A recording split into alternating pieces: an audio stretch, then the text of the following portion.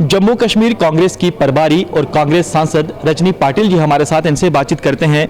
Madam, 19 तारीख को भारत जोड़ो यात्रा जम्मू कश्मीर में प्रवेश करेगी, क्या कुछ तैयारी आपकी ओर से की गई है और क्या पूरा कार्यक्रम रहेगा? पूरी तैयारी में हमारा पूरा जम्मू और कश्मीर स्टेट लगा है और हम सब ये वहाँ पे हिस्सा बटा रहे हैं। मुझे लगता है कि पूरे देश में सबसे शानदार यात्रा अगर कहीं पे होगी वो जम्मू कश्मीर में होगी और पूरे देश का एक ही लक्ष्य है कि जम्मू कश्मीर में यात्रा सफल हो। मैम, जैसे लखनपुर से यात्रा जब निकलेगी तो क्या किस किस जगह पर आप लोगों ने तैयारी की है, किस जगह पर आप रैली करेंगे? क्योंकि हमने देखा है कि जहाँ जहाँ भारत जोड़ो यात्रा जा रही है वहाँ राहुल गांधी रैली कर रहे हैं, तो कहाँ कहाँ रैली होगी? पहले तो 19 तारीख को एक रैली होगी जहाँ पे राजा गुलाब सिंह जी का स्टैचू है, वहाँ पे बड़ी रैली होगी और वहाँ पे पंजाब से ध्वज हमारे हाथ में आएगा। फिर हम आगे चल के जाएंगे, कठुआ से होके सांबा, सांबा से होके आगे आएंगे सतवारी चौक, वहाँ पे एक बड़ा जलसा होगा सतवारी चौक में जम्मू में। फिर उसके आगे हम चले जाएंगे सिदरा में रहेंगे, सिदरा से रहते हुए हम उधमपुर से लेके हुए रामबन और रामबन से लेके हुए आगे चले जाएंगे। जब हम वैली में एंट्री करेंगे टनल के बाद में, तो वहाँ पे हमारा छोटा समारोह होगा 26 जनवरी का झंडा वंदन का, तो वो प्रोग्राम होगा 26 जनवरी को और 25 जनवरी को वहाँ पे हैं हम। तो वहाँ से फिर हम आगे श्रीनगर पहुँचेंगे। श्रीनगर में 29 तारीख को हम पहुँचेंगे। 30 तारीख को हमारी रैली है शेर कश्मीर स्टेडियम में।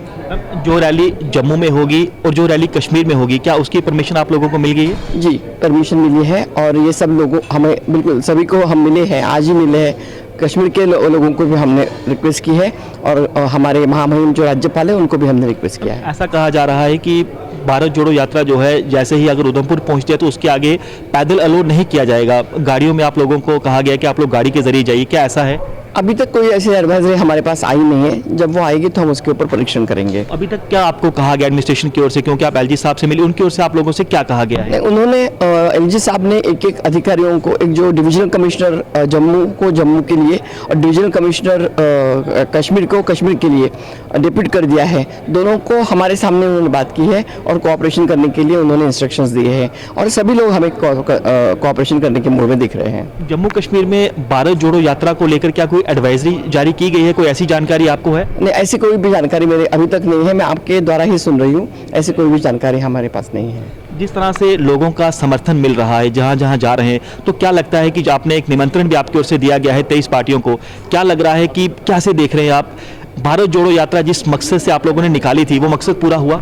बिल्कुल, क्योंकि भारत जोड़ो यात्रा कोई राजकीय यात्रा नहीं थी, पॉलिटिकल यात्रा नहीं थी, ना कांग्रेस की यात्रा थी। राहुल जी निकले थे 3 मुद्दों को लेके। एक, देश में जो दरार पैदा हो रही है, जो देश में भेदभाव पैदा हो रहा है, जो देश में नफरत, उन्होंने बोला था, अगर आपको याद है, कि नफरत के बाजार में मोहब्बत की दुकान खोल के जा रहा हूँ। तो ये मोहब्बत की दुकान खोलने के लिए सब कोई जो भी कोई आना चाहता है उनको हम निमंत्रित करेंगे।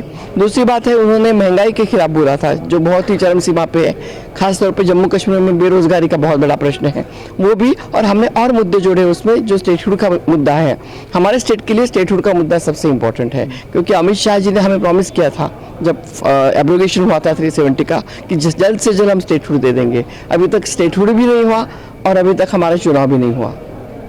भारत जोड़ो यात्रा से कांग्रेस पार्टी ने क्या पाया और क्या कुछ खोया है?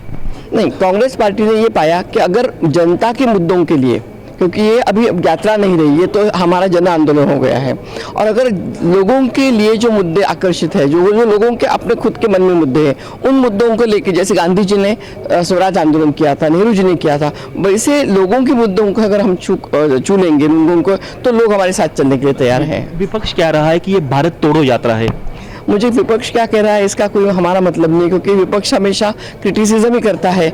कभी मिलते नहीं थे तो मिलते नहीं, अभी हर एक को गले लगा रहे तो क्यों गले लगा रहे? जी जी। तो शिवसेना सांसद संजय राउत भारत जोड़ो यात्रा के साथ जुड़ेंगे, आपने किन किन को निमंत्रण दिया है जम्मू कश्मीर से जो प्रमुख नेता हैं? महबूबा मुफ्ती जी को दिया है, फारूक अब्दुल्ला, उमर अब्दुल्ला जी को दिया है, तारिक आमी जी को दिया है, मोहम्मद शाह जो है अवामी पार्टी के, उनको दिया है, संजय राउत जी आ रहे हैं मुंबई से, ये सब लोग हमारे साथ आएंगे। क्या गुलाम नबी आज़ाद को आपने निमंत्रण दिया है कि वो भी भारत जोड़ो यात्रा के साथ जुड़े? लाइक माइंडेड लोगों को हमने बुलाया है, तो लाइक माइंडेड अगर गुलाम नबी आज़ाद होते तो हमें छोड़ के जाते ही नहीं थे। वो लाइक माइंडेड नहीं है, साफ मतलब है। तो जो भी बीजेपी से कहीं से भी उनकी मेंटालिटी को जानते हैं, उनको हम नहीं बुलाएंगे।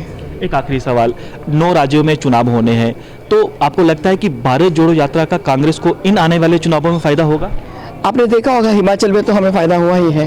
तो लोग अगर विश्वास करते, लोगों को भी ये मन में है कहीं ना कहीं, जो उनको भय लगा है, चाहे ईडी का हो, चाहे सीबीआई का हो, चाहे एसी का हो, एसीबी का हो, तो लोगों को कभी का कभी भय लगता है कि हमने कुछ किया तो हमारे ऊपर धाड़ा पड़ेगा, हमारे ऊपर इंक्वायरी लगेगी। तो लोग भय से चुप है, लोग खुशी से चुप नहीं है। तो एक बार लोगों का भय दूर जाएगा तो मुझे लगता है लोग खुल के सामने आएंगे। शुक्रिया मैम हमसे बातचीत करने के लिए।